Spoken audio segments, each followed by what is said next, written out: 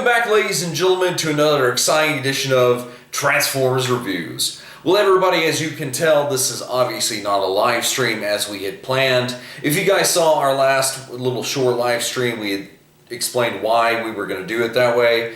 But I thought, you know what, despite technical issues, let's go ahead and try to do at least these last two videos for the year with what we still have on hand. Again, if you saw that live stream, you will know exactly what I'm talking about.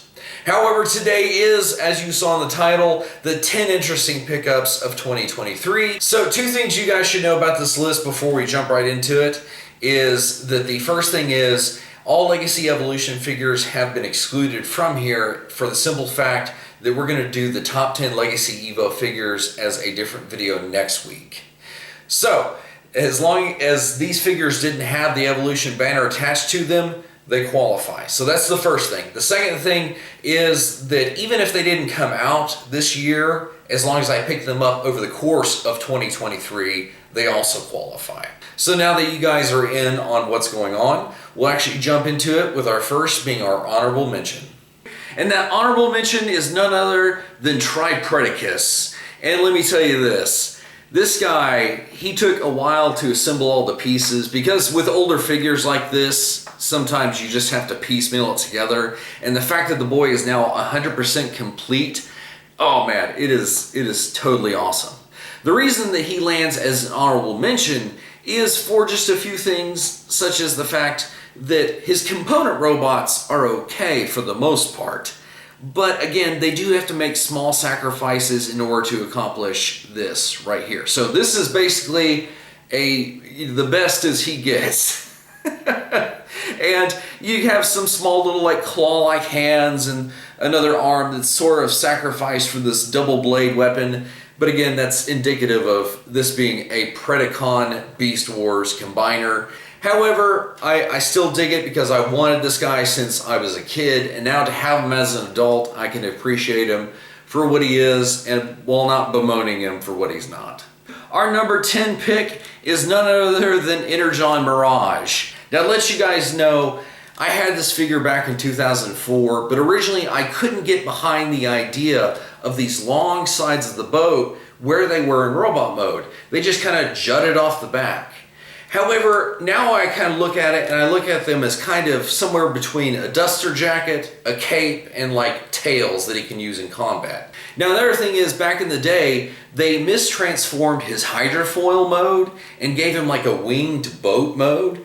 And I do like that, even though it's not official. So, in addition to him having his hyper-powered hydrofoil mode, it's totally cool.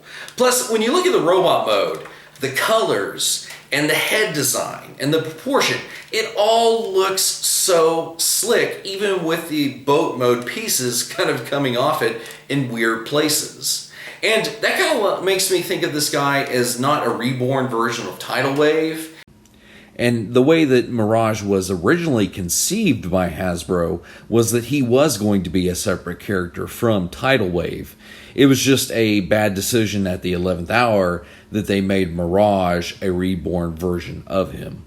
Instead, it kind of makes me think of Mirage as more of a guy that succeeded Tidal Wave. Tidal Wave met his end when he got a tower dropped on him, okay?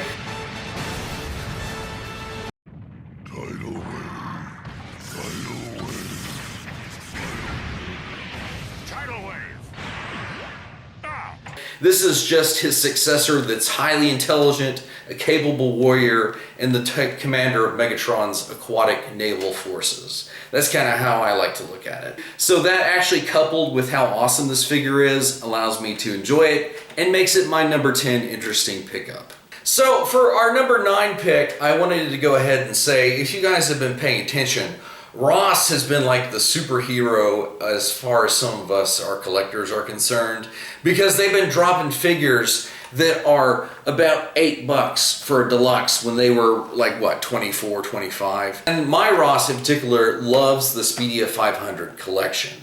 And I totally dig it because I was not only looking for drag strip, or shadow strip as they call him, but I was also looking for our girl Crasher. Now, a little bit of sidebar about this is this head mold right here was originally used on the Siege mold. So if you guys want the full breakdown as to why they can't use the bubble cockpit racer for Crasher, I urge you guys to go check out TJ Omega's video on the GoBots, which he addresses that. However, like I said, this head did come from this mold, so they just took it and put it on the Kingdom version of Mirage, and here you now have the Velocitron Crasher. And plus, the Kingdom Mirage mold is really cool. So for me, it was kind of interesting to have a female Decepticon race car, because we don't get a lot of race cars in general, and then when it's a baddie and on top of that it's a girl that was a GoBot, there's a lot of uniqueness going on here, so that's why she lands at number 9. And our number 8 pick is a boy that needs no introduction, but we're going to give it to him anyway because it is our guy Polar Claw. And like I said, this guy, he made an appearance on the channel, and I got to tell you that I was blown away by how many people really like and or know of this figure. And like I said, we have a full video breakdown on why he's awesome, but I think one of the things that I dig is the fact that, as you can see here, here's his little cyber bat, and it does have a barrel end, which, I mean, that's mainly meant to attach and launch it from here, but I think retroactively in the canon they established that this is his handgun. And in the post pictures for this guy, you saw he was wielding the Rhinox like minigun, and he can hold it, but it's a little loose in his hand, which I'm a little bit saddened about. But like I said, at the very least, he does have a hand cannon for himself. Not that he needs it. I mean, this boy could probably just totally manhandle without weapons. And similar to what I said with Tripredacus, you know, I saw this guy as a kid, and again, as an adult, I think you're able to enjoy them, even if you don't play with them, because it gives you the chance to kind of experience the engineering and the colors and just the weird quirks, especially that these figures have of the early Beast Wars. There is no denying their gimmicks can get very strange. Which I showed you guys in previous videos that in his Beast mode, his fangs open up. Which is weird because the gimmick, when you squeeze his legs together, the mechanics run through the very top of his robot mode head, which ultimately go to his Beast mode head. And I have never seen that before in a figure in which the head's kind of in the way, but they just went ahead and utilized a feature in it, and I'm like, that's kind of awesome. So, as you can tell, I still totally dig this figure of Polar Claw. And our number 7 pick is a guy that was on our top 6 summer picks, that being Transmetal Rhinox. Now, on the secondary channel, I have talked and showed this boy off to nauseam, so if you have come from that channel, you will know that already, but if not, I'm not going to reiterate the story I've already told like 2 or 3 times about this guy, but yet it's just really, really awesome, because even though this boy came out in 2000, he's still rocking very much that 90s energy with just the green color and the blue. And I mean, how can you not like a giant blue mechanical rhino that can turn into like a snowmobile tank? And then in robot mode, you can see how he is just messing up the Sky Shadow there. And I totally dig the red on his chest with like that yellow emblem there. And I mean, the grays, and oh yes, just our boy is totally killing it. So I'm glad that several months on, this boy still stands out as a favorite in my collection, and so how could I not afford to give him the number 7 spot? And for our number 6 spot, it goes to none other than Armada Cheetor with his Minicon Cliff Jumper. Yes, this is Cliff Jumper. And we will get to Cheetor here in a minute, but I love the fact that it has a workable like winch, like tow hook.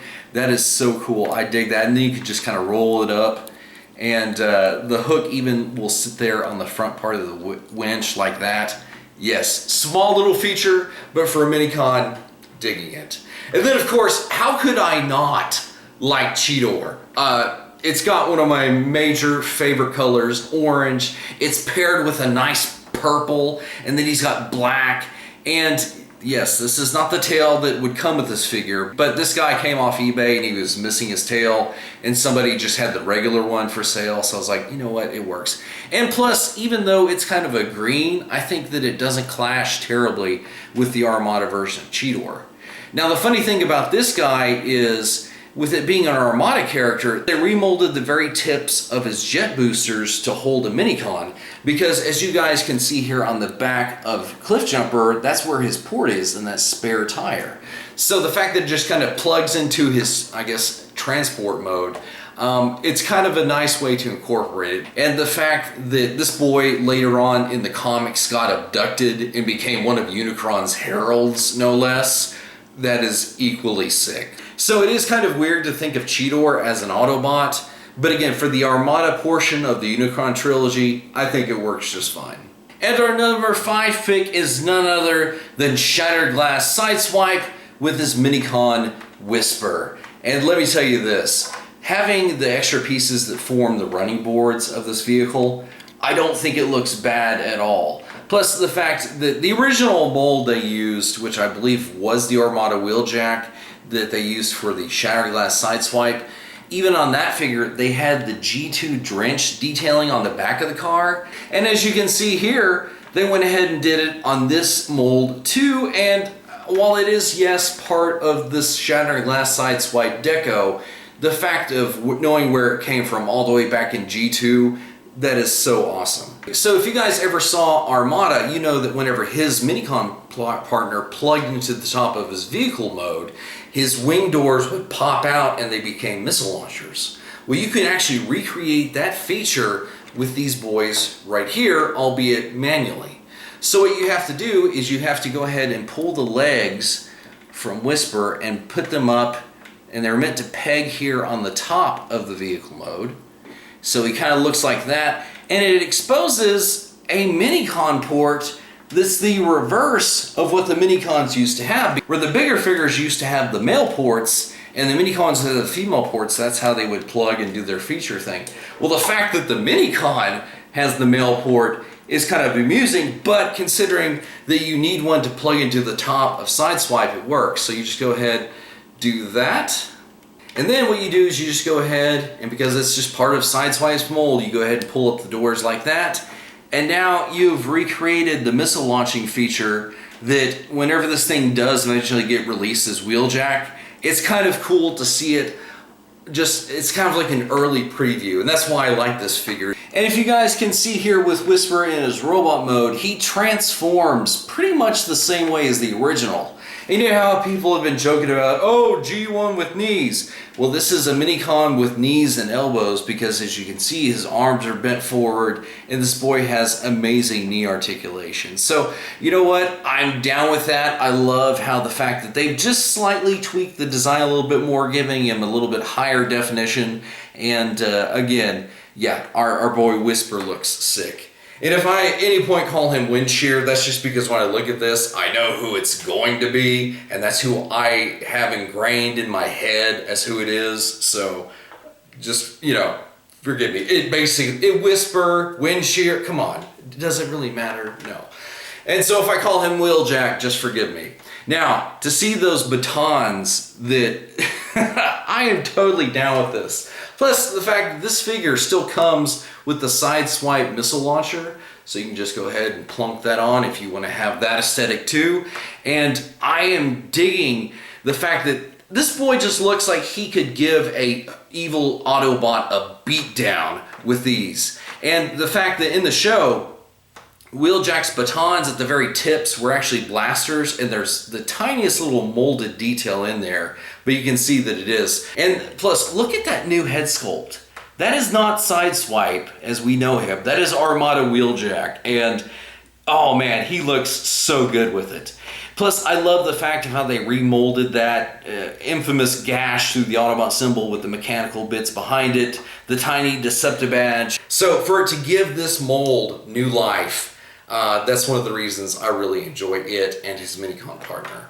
And for our number 4 pick, it is none other than our boy Snarl. And don't get me wrong, it was surprising me that a Dinobot became one of my favorites, because while I like them overall as a group, Snarl for some reason stands out from the pack, and pretty much for his overall beast mode, it's pretty good until you get around to the back, because it just kind of feels like it just drops off drastically. But when I look at the logic of it, I'm like, does his tail just drag behind him the whole time? So overall, it's probably my least favorite thing about this Dinobot. But for the overall general aesthetic of his beast mode, it's pretty decent. And so one of the things that we can look at in his robot mode is his infamous tails split behind, or his tail split behind his back. And I think that's why I've always liked this guy, is because you guys know my fascination with winged figures, and this sort of gives that feel, despite him being a Stegosaurus. Now, I'm not a fan of his kind of stubby sword mode, but hey, at least he has it. Plus, the other thing that's really awesome about this figure is when you look at the inside, his dino mode head folds away and forms part of the inner leg. And on top of that, here is his smaller dino leg. Now, I wish there was like a panel or something that could come down to kind of hide that, but it doesn't bug me too much because still, there's a lot of stuff on this boy that is really clean aside from just the engineering.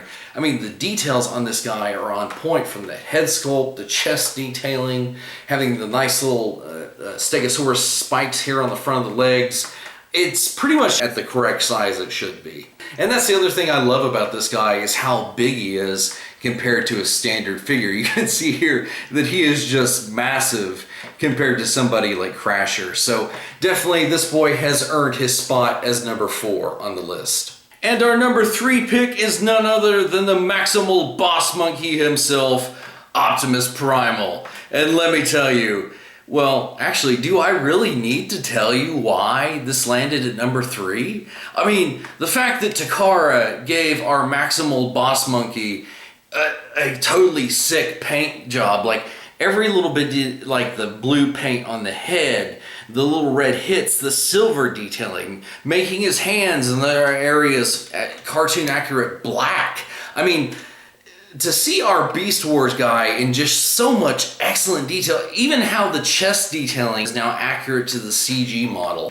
And so when we actually compared this boy to his Kingdom release, one thing that really stood out to me was not only is the black base plastic a little bit darker, but his colors, where he's got those hits of paint, he seems very saturated. His saturation is just like on point. While as the Kingdom guy, retroactively, looks desaturated.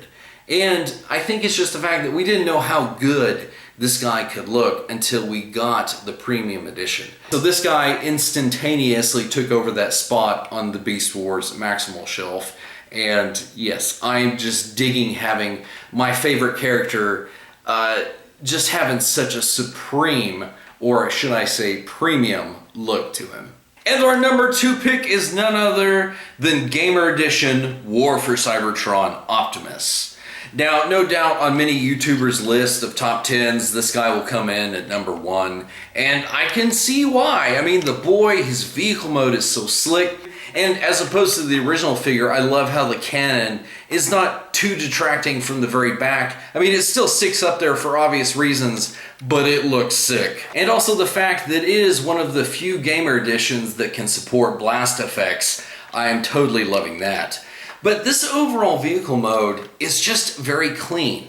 Now, the one thing that everybody will point out is, yes, his robot mode fists are sticking out the back, but if it does bother you that bad, there are third-party kits that kind of cover that up. So, I mean, oh man, to see a Cybertronian Optimus, it feels like a rare thing when he's not just the box truck.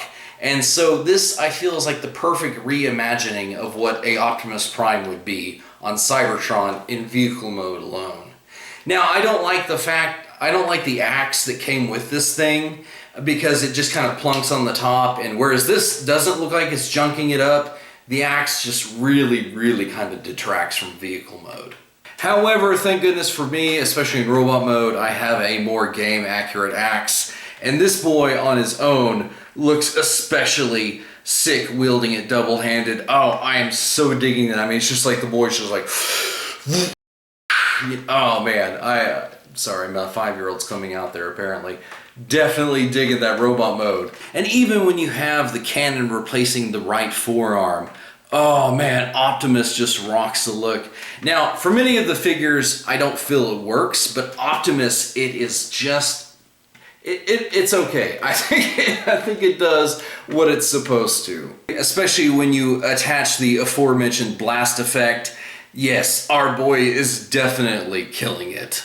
And then when you look at the chest detailing on the inside of this guy, where his Matrix resides, which it itself is removable, and I mean, oh my gosh, yes, all of the little details that go into this guy, it is so awesome. And even though this guy is bigger than his old school one, the transformation has been simplified, but that doesn't make it an inferior figure. I like the fact that it's not a tiny little kind of fiddly mess, and the fact that this boy can just be so clean about how he transforms. That is one of the reasons that he landed at number 2, because not only is it aesthetically awesome and just totally slaying it, the guy is fun to transform, and he's not going to take me like 10 to 15 minutes. He takes like 5 seconds, and you know what? I'm down with that. So definitely, Gamer Edition War for Cybertron Optimus deserves his place as number 2 on the list. So for our number 1 pick, it is going to be none other than the premium edition of Beast Wars, Megatron. It's looking like a rerun of last time. And the fact of, do you see how amazing this Megatron is? Look at the paint on this boy's head.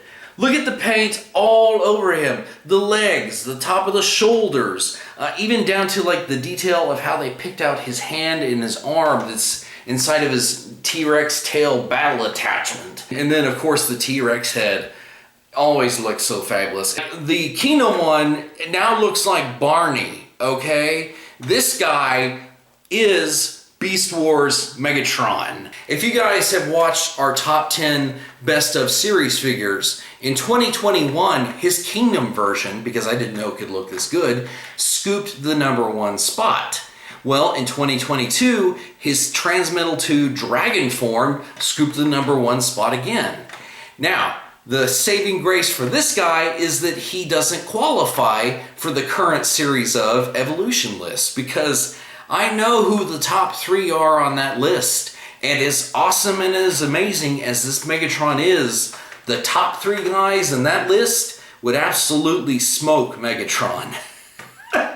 So again, for him, it's a saving grace that he qualifies for this list only, because if he was on there with the other big boys, he would finally lose his crown. But again, to have a figure that just says, I am the Beast Wars Megatron, and to do it in such an excellent, I don't mean this ironically, because it is a premium figure, but to do it in such a premium fashion, I am definitely enjoying this guy. So an interesting little side note, guys, before we head off is, again, if you guys saw the live stream that we did, I told you guys that basically everything that I've ever made for this channel, the hard drive that contained it crashed and I lost everything. So anyway, like I said, we're working with our bare bones essentials here, and I'm going to try to bring you shorts, and we'll see how this kind of goes right here, because I may have to do a live stream for the Legacy Evolution figures unless this doesn't prove to be a headache with the memory sticks and the laptop that I've got. So hopefully that'll be like this, but for right now, guys, just kind of bear with me because I'm having to rebuild from ground zero. However, I believe that if I'm going to be a somewhat decent YouTuber, you don't let technical difficulties stop you. So anyway, I hope you enjoyed this list. Again, next week will be the top 10 Legacy Evolution figures. So I please ask you to check that out when it comes out. And until next time, guys, we'll see you in another review.